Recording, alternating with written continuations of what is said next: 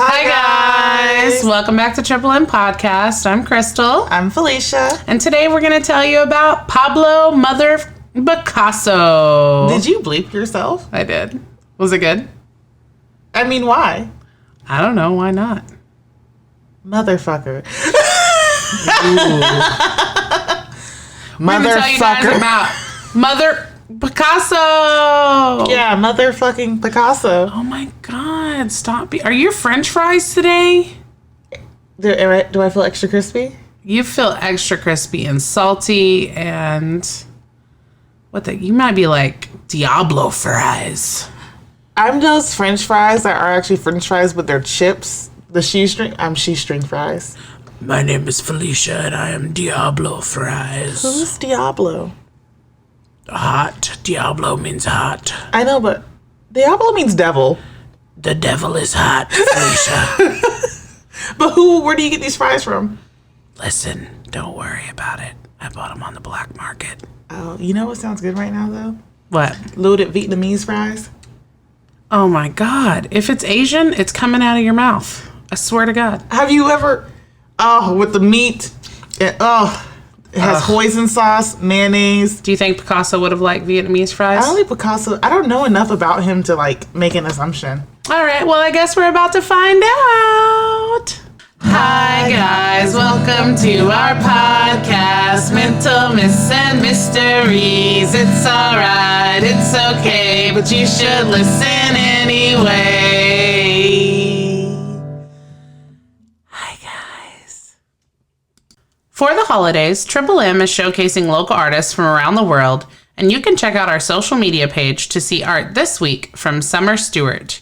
You can find Summer on Insta at Summer Dreams Art. That's Summer Dreams with an S, art. Support small business and pick up a custom Christmas present or hit her up for a commission. Thanks again, Summer, for sharing your art with us and being a listener. What the fuck is up, Fee? You know, every time you do that, I know what's coming next. And I know how hype you're going to be. And I'm just over here like, hey. You're like, I can't match this bitch's hype. I can't. You're ridiculous. Your hype is ridiculous. Even when and it's not even I can't match it. Sometimes you're less hype. And when you're less hype. Then you're hype? No, I have to be less hype than you're less hype. Bitch, are you really measuring your hype against my hype on a regular basis? I'm not, but I noticed that. I think I have a scale, you know. I'm always going to be a hype scale? This much lower than the person next to me. Oh, okay. So if I'm on the hype scale, what number am I and what number are you? If you are a 6 right now, you know me well because this is just 6ness right here. When we get to 10, bruh, dude, so annoying. Yeah, like a puppy. She's a 10 on a 6. When she's a 6, I'm a 3.5. Yeah, you're a 3.5. All I gotta do is get a couple drinks in you, bitch, and you're gonna hop up to over 9,000. On alcohol, it's off the charts. It's lit. You're yeah. Well, I'm gonna be nice, but what? Say it. You can't be I'm gonna be nice. I'm just kidding. I love you when you're trash drunk. It's phenomenal. Anyway, so. What were you telling me about black people and astronomy and Saturn? So the conjunction is happening. Closest one, I guess, in since 800 years. Yes. And it's with Saturn and Jupiter. We're leaving Pisces. We're going into Aquarius. It's the age of Aquarius. We gotta get out this bullshit somehow. Yes. Hopefully this means a change. But it absolutely means a change. This year was supposed to be the destruction of the world, metaphorically, and our social systems so they can be rebuilt back up. I feel like we have successfully done that in other places. America, just the destroyed part. I mean, but California, what did I tell you? They legalized all drugs. Right. Moving into the process of a more socialized nation like Switzerland, things like that. Now, the Attorney General, I think that was what he was. For LA County? For LA County, yeah. He's getting rid of bail. He's ending excessive charges for nonviolent crimes. He's like changing the war on drugs. It's pretty phenomenal.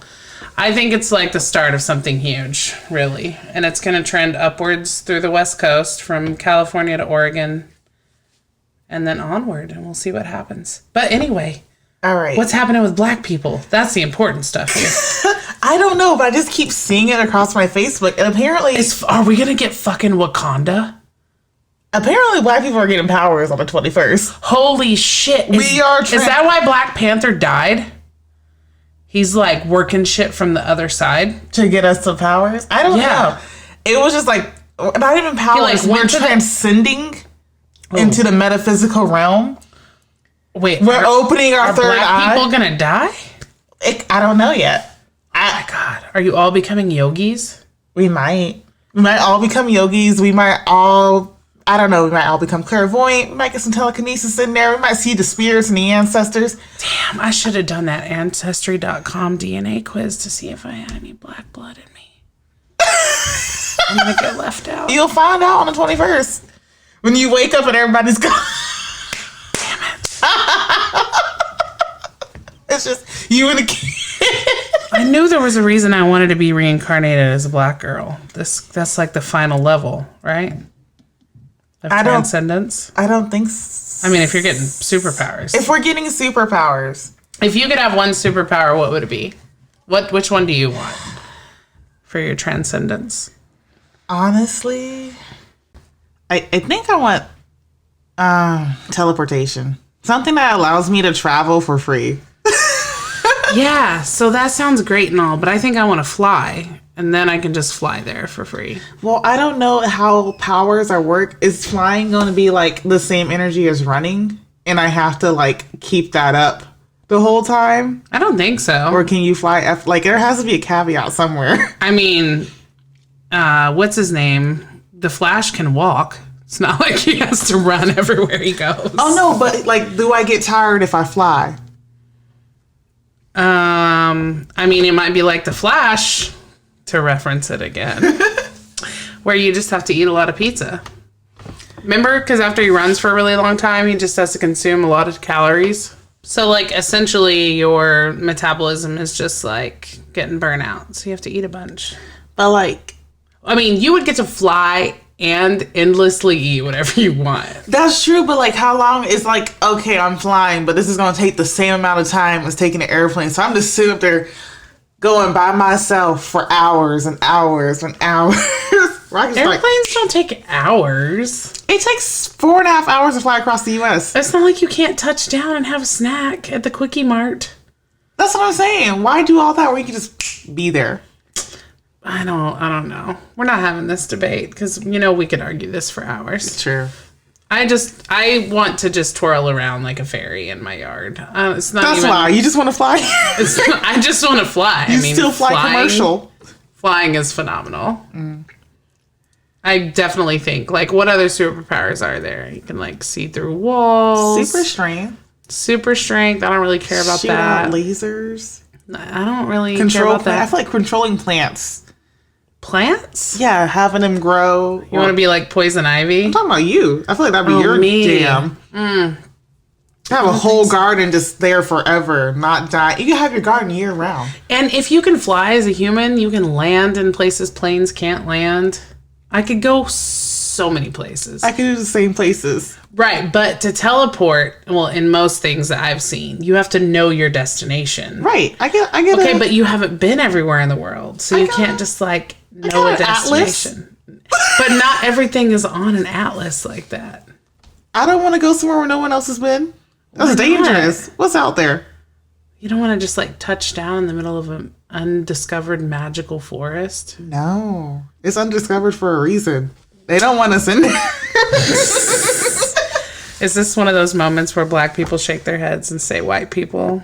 Because I want to go to some secluded forest. It's not even that. If the forest is secluded, the spirits don't want us there. The spirits. Oh, now we're getting spiritual. All right, well. For the awakening. It turns out my opinion doesn't matter because I'm not getting superpowers like you are. So. Well, Unless I'm magically part black somewhere. I can get a shitty power. That could happen too. Like, what if I could see the future? That would be a horrible power. Right. That would be terrible. Who wants to do that? I'll know when everyone dies. Yeah. Sucks. All right. Well, I'm excited for this planetary alignment, for one. I'm excited for the big changes that are coming, hopefully. And I'm excited for accomplishing goals. You know what I realized this morning? What?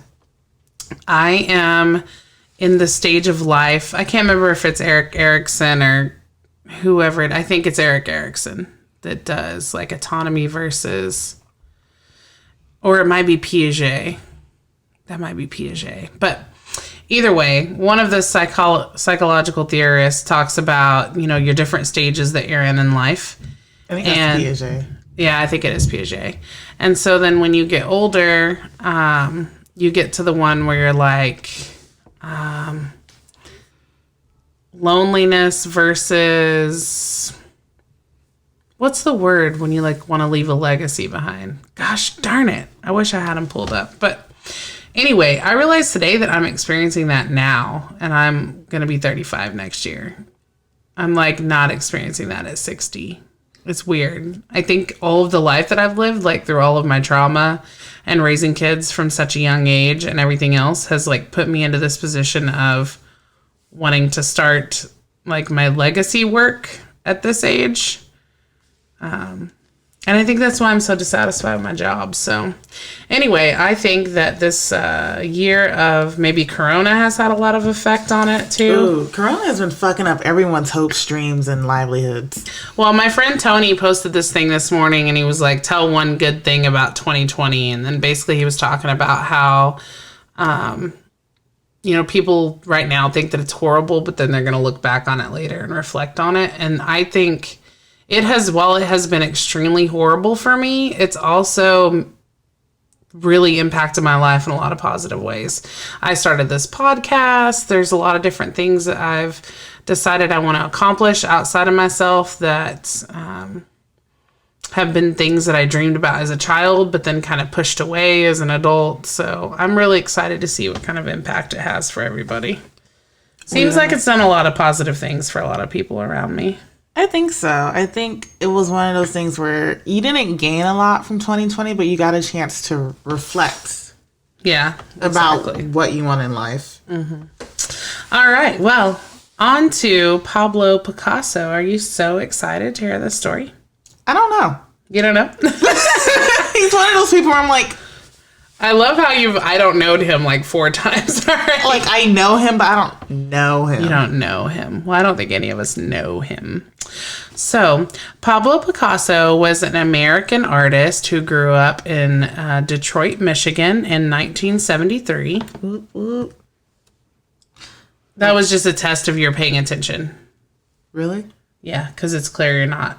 Because I said that he grew up in Detroit, Michigan. In 1970. Yeah, I was like, that's weird. Didn't he die then? Like, you know, like my dad used to live in Detroit, so like rep Detroit. I am never going to tire of your laugh with no noise in it. Dare to again. You sound like you've been smoking for 85 years. Oh, anyway. All right. On to Mr. Picasso. So this story comes from biography.com. Wow, biography.com for the win. I feel like they should sponsor us at this point. Listen, I be looking up other sites, right? It's not that I just read the ones from biography.com. I try to check out other sites, but biography.com always has the best ones. I feel like it is when you look something up and you keep using a site, it's just going to keep popping up with that site. You're like, this is the best one. Yeah, it's possible. Okay, so this article was written on April 27th of 2017. Who was Pablo Picasso? Pablo Picasso was a Spanish painter, sculptor, printmaker, ceramicist, and stage designer, considered one of the greatest and most influential artists of the 20th century. Picasso is credited along with Georges Braque with the creation of Cubism. In his early life, Pablo Picasso was born in Malaga, Spain on October 25th, 1881. Reppin' them Scorpios! He was born one day before me. Oh. Picasso's mother was Dona Maria Picasso y Lopez. His father was Don Jose Ruiz Blasco, a painter and art teacher. Where's the rest of Picasso's name? I don't know. I guess we'll find that out. His dad was an art teacher also. Phenomenal.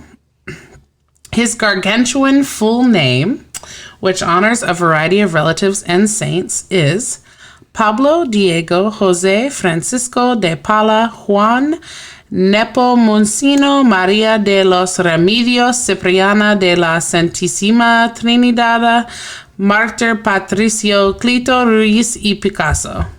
Oh. Can you say that one more time? Yes. Pablo Diego Jose Francisco de Paula Juan Nepomuceno Maria de los Remedios Cipriana de la Santísima Trinidad Mártir Patricio Clito Ruiz y Picasso. I knew a Patricio. That's all you gleaned from forcing me to do that twice. I was like, Patricia, that sounds familiar. I'm done with you. A serious and prematurely world-weary child, the young Picasso possessed a pair of piercing, watchful black eyes that seemed to mark him destined for greatness. I don't... I get it. I get $1.50 for that pause. It's not even a pause. It's just like he has piercing black eyes. That means he was destined for greatness. Right. Sounds like he was destined for something else. Like a lot of cultures, like that boy's evil. That's a demon. Yeah. They actually say that about Scorpios a lot, though, that we have these like piercing eyes. I thought they were going to say y'all were demons. I was like, maybe I'll say that. When I was a child, my mother said to me, "If you become a soldier, you'll be a general. If you become a monk, you'll end up as the Pope," he later recalled. Instead, I became a painter and wound up as Picasso. oh, that's cute. That's cute. He's like, I don't want to be anybody but me. His mom knew he was going to be great. But don't all moms say that to their children? Maybe. I mean, I guess if I'm in a good mood. Come home and the house is clean. You're like, you guys are destined for greatness. Yes. Though he was a relatively poor student, Picasso displayed a prodigious talent for drawing at a very young age. According to legend, his first words were beats, his childish attempt at saying lápiz, the Spanish word for pencil. Aww. Picasso's father began teaching him to draw and paint when he was a child, and by the time he was 13 years old, his skill level had surpassed his father's. Soon, Picasso lost all desire to do any schoolwork, choosing to spend the school days doodling in his notebook instead. For being a bad student, I was banished to the calaboose, a bare cell with whitewashed walls and a bench to sit on, he later remembered. I liked it there because I took along a sketch pad and drew incessantly. I could have stayed there forever, drawing without stopping. This makes me want to remark on the Socratic method of teaching, which very much says that we should embrace the particular things that people are very interested in rather than wasting their time learning things that they're not ever going to do anything with. And I'm hoping with this new regeneration, maybe some educational changes will occur. Yeah, I feel like up until a certain age, once you got the basics down, you shouldn't have to wait till you're in college. You should go all in with if you're the type of person that doesn't have a specific thing, right, and you need to stay gen ed, then go right ahead. But if you know what you're doing and you're really into something, why not foster that, right? And I also feel like a lot of kids, too, and I know this is off topic, don't get a chance to explore other things to be into. No, they don't. But I did learn that my 14-year-old best friend, Nobar, had a project he had to do where he had to, I think, pretend like he had a bank account and do a mortgage, and they had to go on Redfin and find houses they were interested in. So apparently they're putting some things into the educational system now. Let's say we did something like that in high school where we got married and we had to base our income and how much spending we can do entertainment wise, how many kids we had. You must have gone to a really good school then. Early college. In 1895, when Picasso was 14 years old, his family moved to Barcelona, where he quickly applied to the city's prestigious School of Fine Arts. Although the school typically only accepts students several years his senior, Picasso's entrance exam was so extraordinary that he was granted an exception and admitted. Nevertheless, Picasso chafed at the School of Fine Arts' strict rules and formalities. He sounds so much like me. She said, "This is stupid. Y'all dumb." Oh my God. And began skipping class so that he could roam the streets of Barcelona, sketching the city scenes he observed. Except he sounds more introverted, and I'm like skipping class with my homies doing hood rat shit. In 1897, a 16-year-old Picasso moved to Madrid to attend the Royal Academy of San Fernando. However, he again became frustrated with his school's singular focus on classical subjects and techniques. During this time, he wrote to a friend, "They just go on and on about the same old stuff. Velázquez for painting, Michelangelo for sculpture." And I think that's the issue too with fine art schools. They're like, we have to teach the classics. Same thing with culinary too. Like, you do this the way we've always done it. Yeah, exactly. Well, part of it is they have to come up with curriculum that's respected. Most of it is just bureaucratic bullshit. Once again, Picasso began skipping classes to wander the city and paint what he observed. Gypsies, beggars, and prostitutes, among other things. In 1899, Picasso moved back to Barcelona and fell in love with a crowd of artists and intellectuals who made their headquarters at a cafe called El Quatre Gats.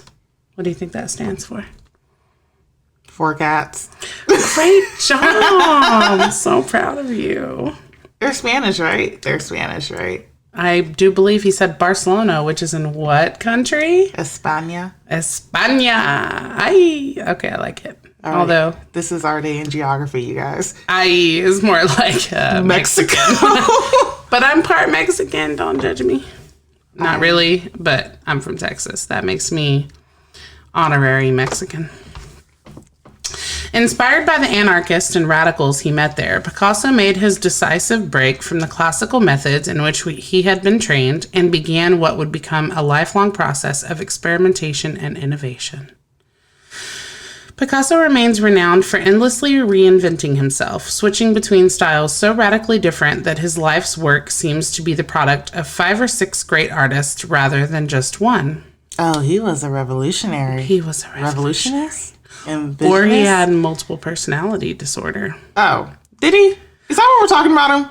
I don't know. There's a lot of speculation, so I'm excited to get into that. But one of my favorite videos I've ever seen on the internet is of this artist who's a woman. She's maybe in her 50s during the video, and she's officially diagnosed with multiple personality disorder, which we no longer call multiple personality disorder. It's just DID now. Dissociative identity disorder. But she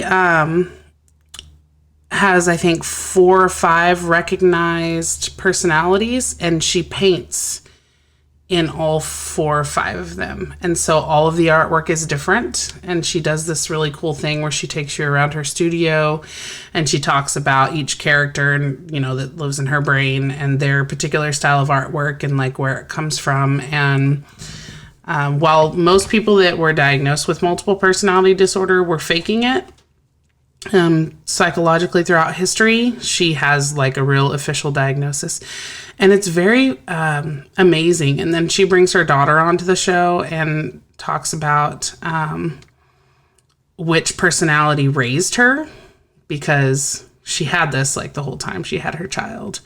And so she does these really cool art galleries, and it's just super fascinating. So if you can manage to find that on YouTube or wherever, I'm sure YouTube's probably the primary place you really should watch it. Maybe I'll post it to our page. Oh.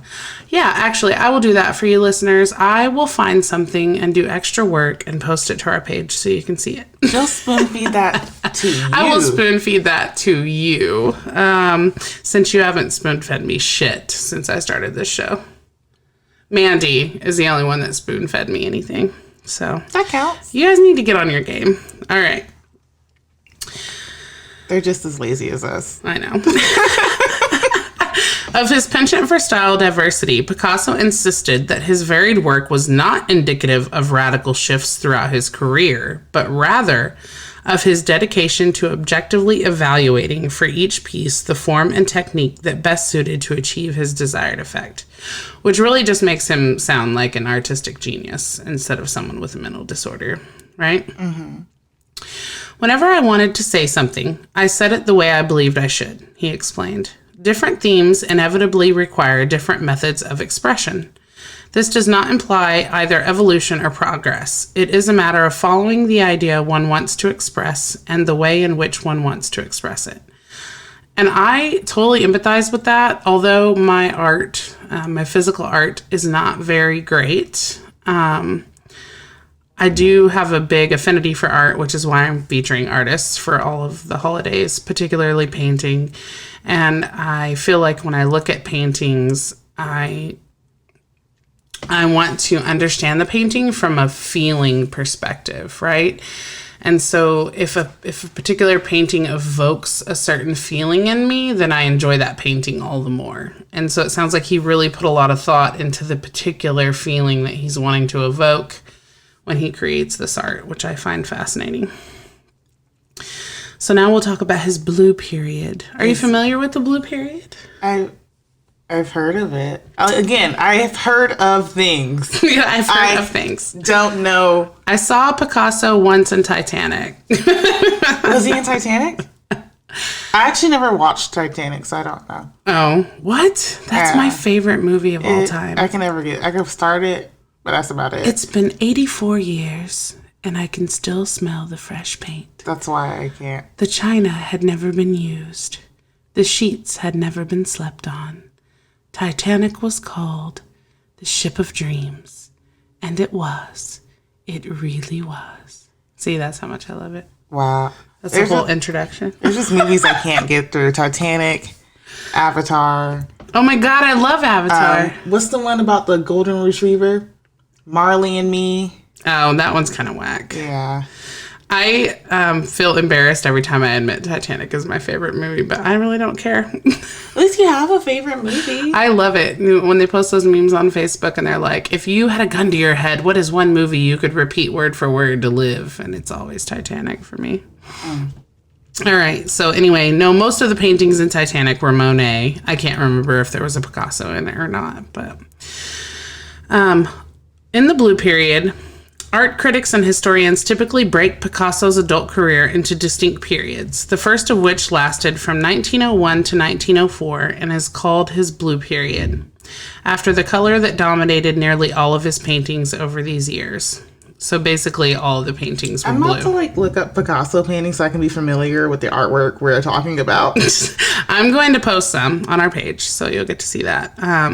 Mostly I'm going to post his self-portraits, though, because they really give an indication of what he might have been suffering from, if any mental illness. All right. I remember his earlier self-portraits, the first ones he did where it was more him. More looked like him, yeah. Yes. So there's like a progression over his lifetime, and so we'll get into that in a bit. Okay. At the turn of the 20th century, Picasso moved to Paris, France, the center of European art, to open his own studio.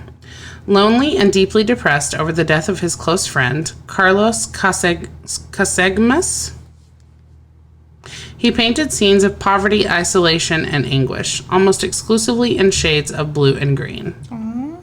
Picasso's most famous paintings from the blue period include Blue Nude, La Vie, and The Old Guitarist, all three of which were completed in 1903. In contemplation of Picasso and his blue period, writer and critic Charles Morris once asked, "Is this frighteningly precocious child not fated to bestow the consecration of a masterpiece on the negative sense of living, the illness from which he more than anyone else seems to be suffering?" How old was he at this time? I mean... Only because he referred... I don't remember when he said he was born. It was 1901 to 1904, and he was born in 1881. So 1901... Like 20. 10? No. 1881. Yeah, like 21. Right. But they're still referring to him as a child. I guess in the art world, you're like, if you haven't been doing this for over 80 years, right. Who are you? And it sounds like he seems to feel like, I mean, that's a pretty mouthful sentence for our current language style. So I'm going to kind of break it down and read it again. is this frighteningly precocious child, so he's clearly saying he's very precocious, not fated to bestow. So I think he's like questioning, is he fated? I know it says not, but is he fated to bestow the consecration of a masterpiece on the negative sense of living, the illness from which he more than anyone else seems to be suffering? Because this is during his blue period, right? And so he's very depressed, and so he has like this current focus of a negative sense of living. So he's suffering from being alive. Right. Maybe you would empathize with the blue period. I feel that. I feel that.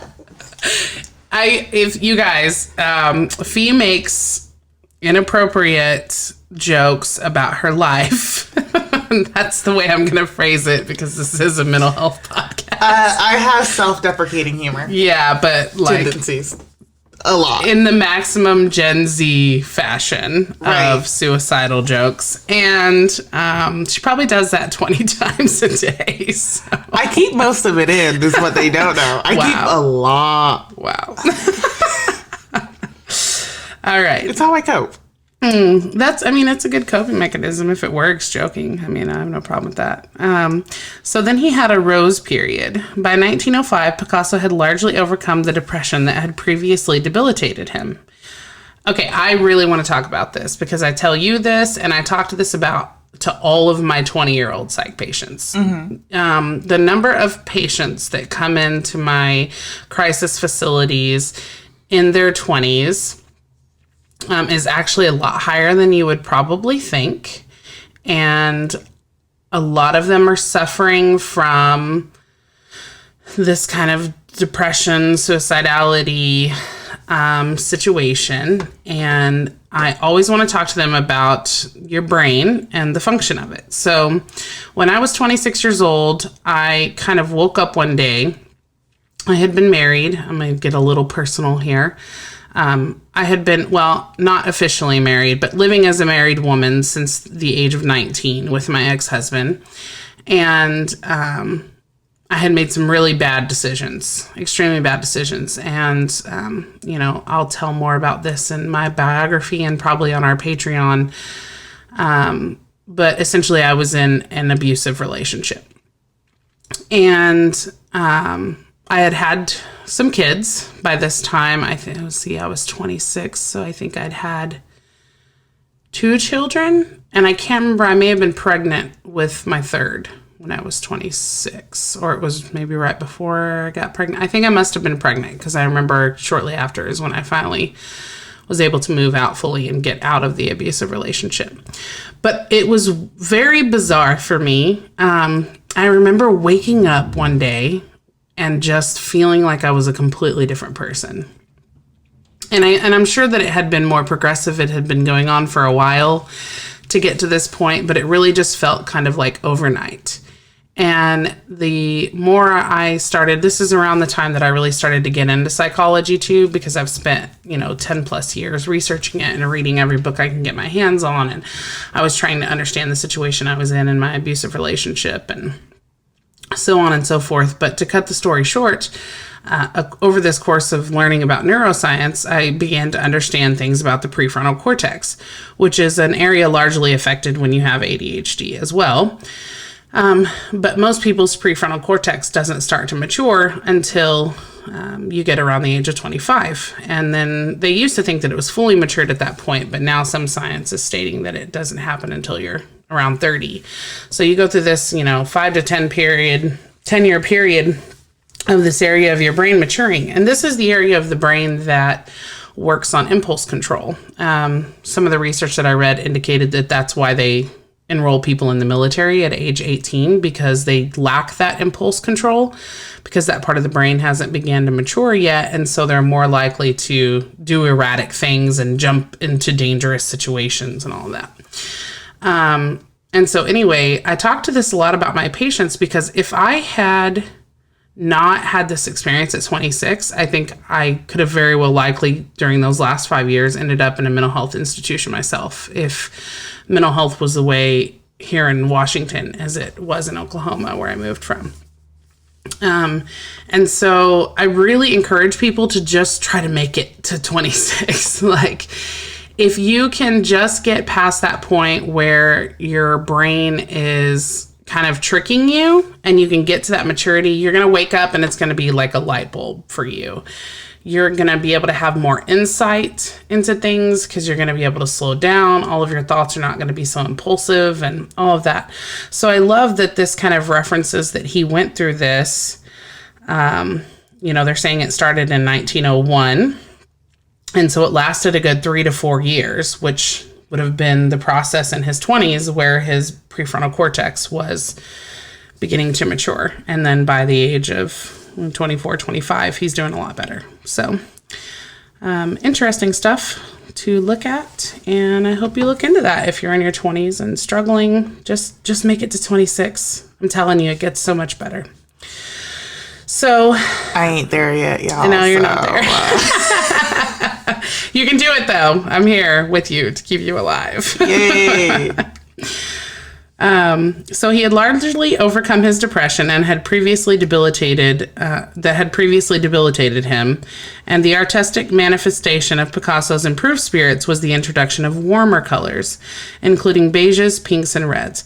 I just love this. That his processes of his life are being exposed in his artwork. Isn't that just beautiful? I don't know. Something about that excites me. And so they called that the Rose Period, which lasted from 1904 to 1906. Not only was he madly in love with a beautiful model, Fernande Olivier, he was newly prosperous thanks to the generous patronage of art dealer Ambroise Vollard.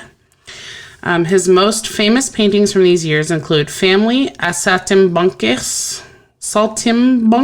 I don't know. I'm sure that's a Spanish word I can't pronounce. In 1905, Gertrude Stein from 1905 to 06, and Two Nudes from 1906. So let's talk about his introduction to Cubism. Cubism was an artistic style pioneered by Picasso and his friend and fellow painter Georges Braque.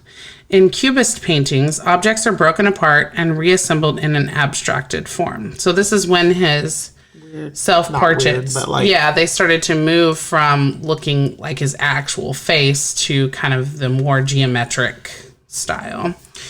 Highlighting their composite geometric shapes and depicting them from multiple simultaneous viewpoints in order to create physics-defying collage-like effects. At once destructive and creative, Cubism shocked, appalled, and fascinated the art world. I can see how it shocked and appalled and then fascinated. Yes. I could, in that order. In that order, yeah. Les Demoiselles d'Avignon. I think that was one of his first paintings in Cubism. In 1907, Picasso produced a painting that today is considered the precursor and inspiration of Cubism. Yes, that's the one I just said. A chilling depiction of 5 nude prostitutes, abstracted and distorted with sharp geometric features and stark blotches of blues, greens, and grays. The work was unlike anything he or anyone else had ever painted before and would profoundly influence the direction of art in the 20th century. It made me feel as if someone was drinking gasoline and spitting fire, Braque said, explaining that he was shocked when he first viewed Picasso's painting, Les Demoiselles. Mademoiselle, I'm assuming it's like Demoiselles. Braque quickly became intrigued with Cubism, seeing the new style as a revolutionary movement. French writer and critic Max Jacob, a good friend of both Picasso and painter Juan Gris, called Cubism the harbinger comet of the new century, stating, "Cubism is a picture for its own sake. Literary Cubism does the same thing in literature, using reality merely as a means and not as an end." Picasso's early Cubist paintings, known as his analytic Cubist works, include 3 women, bread and fruit dish on a table, and girl with mandolin. Bread and fruit dish. Don't you just love his titles? It's just what it is. It is what it is. Like his art is so abstract, but his titles are not. Bread on dish on a table. Bread and fruit and dish on a table. 3 women. Girl with mandolin. That's how what is it? That's how I title my Instagram post. Me outside. It's sunny. It's sunny. Look at the sun. A picture of the sun. The snow is on the ground. Oh my God, if you don't start doing that for like the next week, I swear to God. Holy shit. Like, it's raining outside. You can totally tell though that like, that's why he's not a literary genius and he's an artistic one. Because I tend to be more literary with things, and I definitely would have come up with something cooler. That's why I don't make posts. I'm like, yeah, I know. I can't. A couple days ago, I'm like, Fifi, you got to help me with this social media, man. It's bogging me down. We got too many. Oh my God, we need an admin. And I'm thinking about like hiring my 14-year-old and using child labor. But anyway, she messaged me. She's like, you know what? I have this idea. I'm just going to make mock posts and send them to you for approval. Yeah, because I can't. Because I'm going to be like, hey guys, it's Sunday. Why aren't you listening? The end. You never know, though. That kind of potato behavior might appeal to someone. Other potatoes out there. Other potatoes out there, exactly. His later Cubist works are distinguished as synthetic cubism, for moving even further away from artistic typicalities of the time, creating vast collages out of a great number of tiny individual fragments. These paintings include Still Life with Chair Caning, Card Player, and 3 Musicians. Oh, my favorite card player. I like that. Still Life with Chair Caning. I don't know what that means. Still Life? It sounds like it belongs in the BDSM community. Oh, with picture and apples? No. Chair caning. Caning? Yeah. Caning, yes. I haven't been caned in a... I'm joking. Oh my goodness, Felicia, not in public. Classical period. Picasso's works between 1918 and 1927 are categorized as part of his classical period. All right. A brief return to realism. Yes. I'm sorry, and I don't mean to interrupt you in the middle of this, but I pulled up Still Life with Chair Caning. Fuck? Is it actual caning? What the fuck? I'm trying to figure out where he got that title from. Oh, well, there's a chair there. Like, you can see the wicker chair. I want to know where the caning is from. Right. Is somebody getting caned that we don't know about? We put the pieces together? There's got to be a cane in there somewhere. Maybe we should drop mushrooms first. They're legal in Oregon now. We should take a trip to Oregon. Have some mushrooms and then psychoanalyze chair caning on the show. Yes. No. That sounds like a great idea. We should do it live. Instagram Reels. That'll be on our private Patreon account. So he had a brief return to realism in a career otherwise dominated by experimentation. The outbreak of World War I ushered in the next great change in Picasso's art. So I'm really not seeing a mental health process here. I was really excited about analyzing his art changes in the theory that he has a severe mental health problem. But it really doesn't sound like that. He just sounds like a creative genius. Right. Like, okay, I'm done with this. I'm bored. Let me come up with something new. Yeah, like you have to change with the times and continue to grow. And fruit get in more. A dish. Right. Mm-hmm. And he's a Scorpio, which is me, right? I read this awesome thing in my ADHD book yesterday that I wanted to share with Lexi, and it was about... a client had come in to see the author who is a doctor that specializes in ADHD. And the client was an ER doctor. And so if you know anything, like obviously going to medical school is hard, then becoming a doctor is really hard. And then you have to do, your residency, which is hard. And then being in the ER is like one of the hardest. That's like you have to do a whole specialty. Yeah. Right? And the wife was like, it doesn't bother me that he does this, that, and the other thing, talking about all the wild and crazy things he does. And it also doesn't bother me that he thinks that being an ER doctor is too boring, and now he wants to be a freelance writer. But that just totally reminded me of me. Like, I master something, and then after about 5 or 6 years, I just can't tolerate it anymore. And I have to change, because even though to the average neurotypical person, it seems very... Like, how could you ever get bored of the ED, right? It's a constant ebb and flow and movement, and it's fast-paced. That, though, eventually. But you're not neurotypical either. Oh, yeah. To most people, that sounds insane. Like, how can you get bored of the emergency department? It It is a constant daily challenge. Depending on like where you live, who's in and out, you know. I don't know. Well, apparently Picasso's getting bored, so now we've moved into his somber. Oh, he got sad again? Somber area after the World War One. He was preoccupied with the depiction of reality. His most interesting and important works from this period include 3 Women at the Spring, 2 Women Running on the Beach / The Race, and The Pipes of Pan. He doesn't like his women in ones. No. From 1927 onward, Picasso became caught up in a new philosophical and cultural movement known as Surrealism. Ooh. The artistic magnification of which was a product of his own Cubism. Picasso's most well-known Surrealist painting, deemed one of the greatest paintings of all time, was completed in 1937 during the Spanish Civil War. Guernica. After Nazi German bombers supporting Francisco Franco's nationalist forces carried out a devastating aerial attack on the Basque town of Guernica on April 26, 1937. Picasso, outraged by the bombing and the inhumanity of war, painted this work of art. So I love that he's like outraged, because this is the first time, that I've heard during this entire biography about him getting like really passionate about a social issue, which is surprising to me because Scorpios are usually pretty passionate about social issues. So I don't think I think what his version of social issues were was just going out and observing people. Mm-hmm. Like he has the 3 prostitutes in one. That's true. I mean, he's taking some taboo topics and putting them out there. Also, he's probably at this point getting to an age where he actually gives a shit about social issues, right? Like the world is changing around and nobody cares to watch the news in their 20s, usually, except for the millennial and Gen Z generation. I feel like a lot of us are a lot more in tuned with the news. So in Black, White, and Grays, the painting is a surrealist testament to the horrors of war and features a minotaur and several human-like figures in various states of anguish and terror.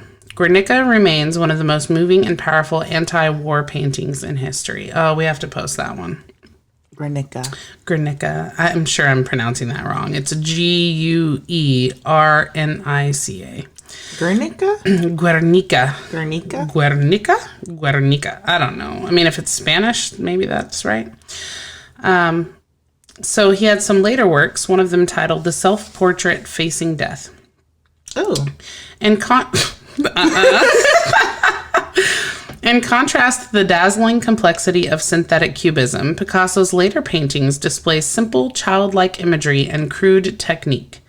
Touching on the artistic validity of these later works, Picasso once remarked upon passing a group of school kids in his old age.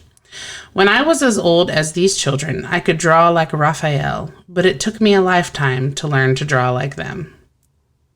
Draw like children? Yeah, because he's like going backwards. In the aftermath of World War II, Picasso became more overtly political, joining the Communist Party. He was twice honored with the International Lenin Peace Prize, first in 1950 and again in 1961. By this point in his life, he was also an international celebrity, the world's most famous living artist. How nice that he got to be famous while he was alive, unlike most artists. While paparazzi chronicled his every move, however, few paid attention to his art during this time. Picasso continued to create art and maintain an ambitious schedule in his later years, superstitiously believing that work would keep him alive. Oh, I agree with that. I don't think that's a superstition at all. It's very clear, and there's a lot of research that says if you stop working, you die. Yeah. Unless, I don't know. Unless you have enough money to be traveling all the time. Or your passion is not working. Yeah, I mean, but you have to be doing something, right? Picasso created the epitome of his later work, Self-Portrait Facing Death, using pencil and crayon, a year before his death. The autobiographical subject, drawn with crude technique, appears as something between a human and an ape, with a green face and pink hair.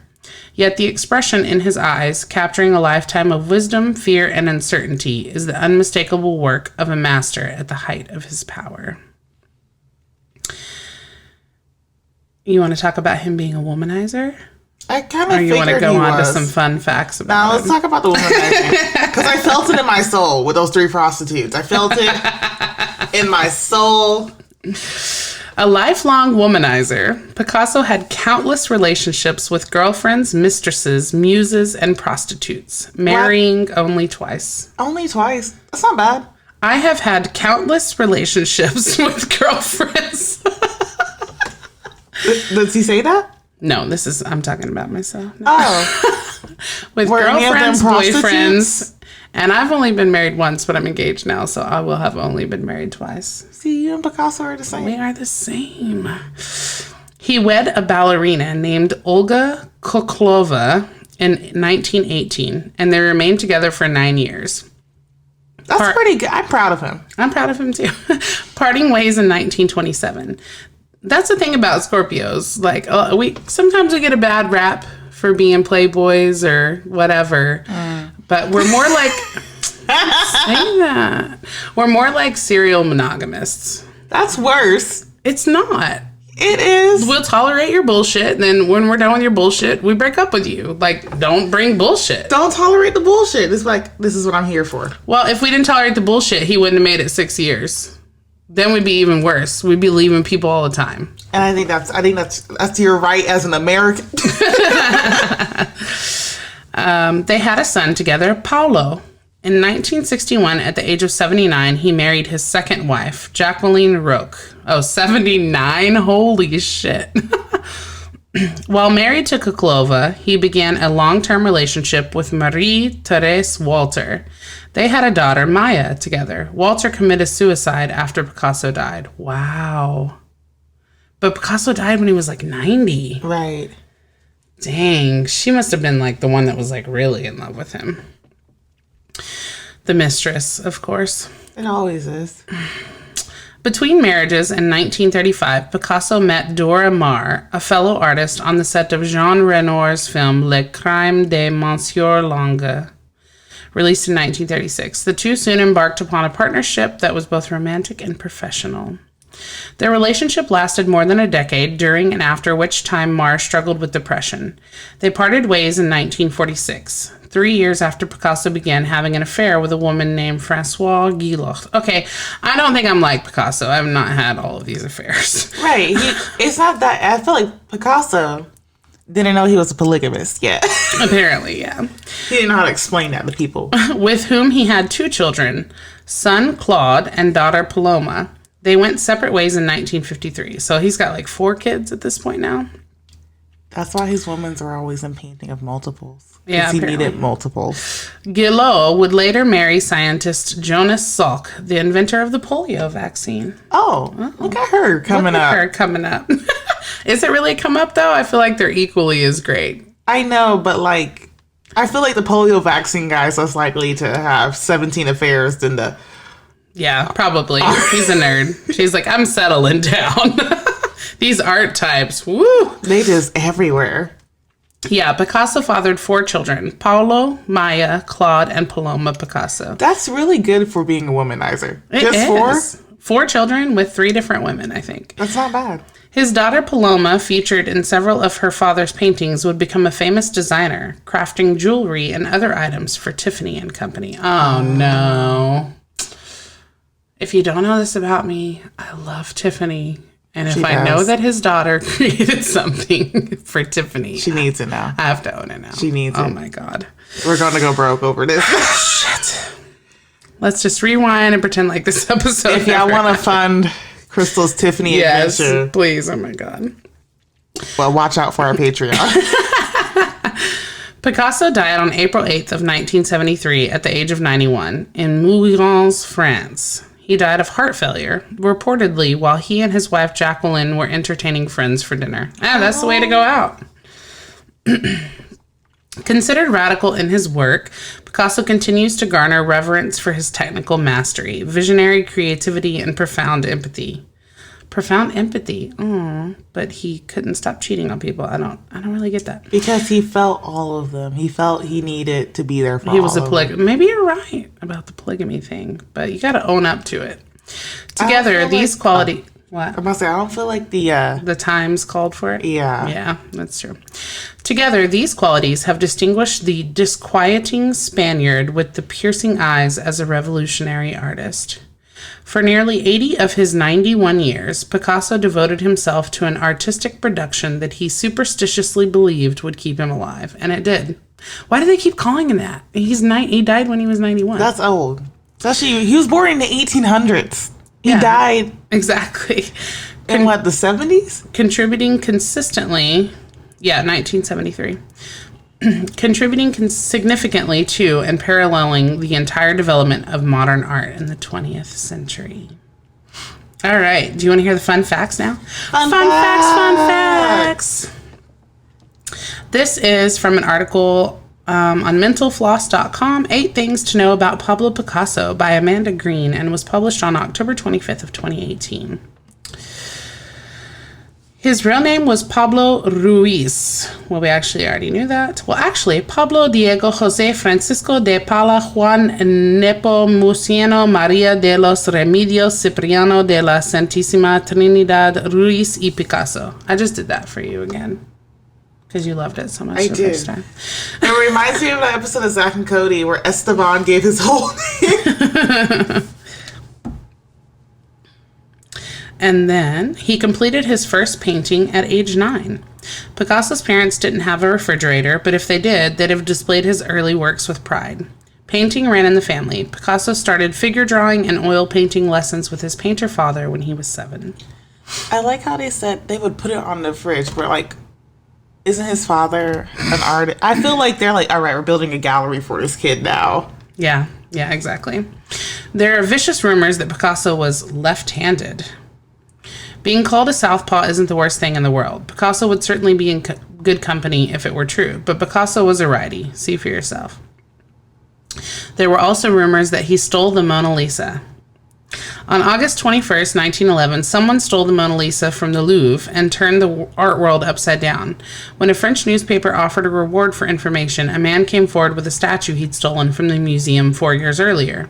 He claimed to have stolen a few of them for the poet Guillaume Apollinaire, who'd sold them to Picasso. Oh my gosh. Is art thieving still a thing? I don't know, but Picasso's pretty dope. So you stole these? How much you want for him? Yeah, right. The 29-year-old artist, now living in France, was taken to court, where he denied knowing that the statues he'd purchased were stolen. There was no real evidence or a link to the Mona Lisa theft, so Picasso wasn't charged. Did they find the Mona Lisa? The real thief, Vincenzo Perugia, was caught in 1913 when he tried to sell the pilfered Mona Lisa to an art dealer. Perugia had once been a guard at the Louvre and constructed the frame that encased the painting. He claimed to have stolen the Mona Lisa to bring her home to Italy, but some still believe that Picasso may have had something to do with it. I want to go steal some art. I know that's like not a life goal, but that's my goal right now. That is actually my biggest fear being interested in art, is that I'm going to amass art and someone's going to come steal it. His iconic striped shirt was no ordinary striped shirt. It was a Brayton striped shirt. In 1858, the navy and white knit top became the official uniform for French seamen in Brittany, with 21 horizontal stripes to represent each of Napoleon's victories, and a continuous stripe from shirt to sleeves to make it easier to see sailors in the distance. Coco Chanel brought working-class Brayton stripes to the fashion world in 1917. They are still in vogue. They are? Okay, so we what should are get the one. stripes, the Venetian, what are those guys called? The gondoliers. Yeah. They're like depicted as wearing those shirts too, aren't they? Mm-hmm. Maria Therese Walter was the one who got away. Picasso said, "Love is the greatest refreshment in life." And let's just say the man never left the concession stand. And this is when he got with Maria Therese in 1927 on the street and tried to pick her up with the old, "Miss, you have an interesting face. I would like to do your portrait. I am Picasso." I mean, that would work for me. That would work for me. Yep, I'm going. Can I keep it? Can you do that? Right. And I get to keep it. Walter had never heard of him, but the two got together despite the differences in age. She was 17, he was 45. Okay. Oh my God. Well, it was 19 what? He's creeping me out. And they're in Spain. And they're in Spain. Mm-hmm. The age consent's different there. No, and he also was married at the time to Kuklova and already had a few random mistresses. He needed a younger one. I don't know that I love him so much anymore. I knew that. I knew you wouldn't. Yeah. Picasso dabbled in poetry in 1935 after breaking up with his first wife and later wrote 2 surrealist plays, one of which was performed as a reading with Albert Camus, Simone de Beauvoir, and Jean-Paul Sartre. Rumor has it... Oh, sorry. I seen the way he titled things. Right? I'm not sure his writing could be great. Rumor has it Picasso predicted that someday he'd be more famous for his poems than his paintings. Lies. Yeah, clearly not. But his untitled, punctuationless, mostly sexual, and scatological verses never took off. I bet it did it. He was like, in the vagina, it parted. Part in the vagina. Oh, I've got a line for you. There's one right here. Oh, Are really? you ready? I'm ready. Here's one gem. The smell of bread crusts marinating in urine. The fuck? I don't know. Whoa. Bread crust? Marinating. Is he fucking her with a baguette? I know. Let me lean back from this mic while I laugh so loud. Oh my God. Do you like this baguette, baby? Oh, you want some more baguette? Oh, don't pee on it. Don't pee on it. Oh my God. He made her squirt with a baguette. I'm sorry. Oh my God, Felice, you always got to take it one step too far.